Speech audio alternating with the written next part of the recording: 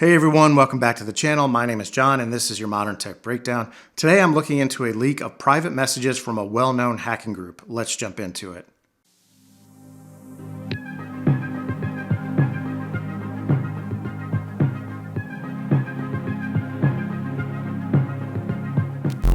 So here I have a story from Ars Technica covering the leak of internal messages from the Black Basta hacking group.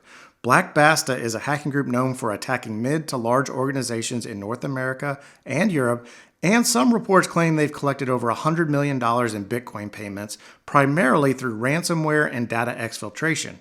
I think it's interesting to get a behind-the-scenes look at one of these large groups. Here are some of the most interesting details from the leaked chats. First, social engineering is a commonly used tactic employed by Black Basta, but what's really interesting is how much effort they put into it. In one message, a manager directs the staff to use female callers when targeting men and to use male callers when targeting women. And more interestingly, it seems that they went through over 500 prospective fraud callers to get to a handful of the most talented scammers. I think it's interesting that they could find that many people willing to be involved in a criminal operation. And you can imagine how good these scam callers might be if you're being targeted by the top 0.5% of the people that tried out for the job. Next up, have you ever wondered how much a zero-day exploit is worth? Well, here in the chats you can see a few members discussing how $200,000 is a reasonable price for a zero-day exploit of a firewall. I'll point out that the messages were in Russian, so $200K is a bit ambiguous to what currency they were talking about, but $200,000 or maybe 200,000 euros is probably the most likely currency they're talking about. Now, this was the going rate for a zero-day exploit and a corporate firewall. What would an exploit for something more common be worth, like something for an iPhone, let's say?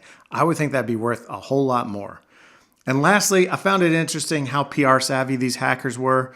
They hacked into a healthcare provider, and instead of demanding a ransom to decrypt the data, which would have shut down a hospital, they instead demanded a payment to keep the patient data from being posted on the internet.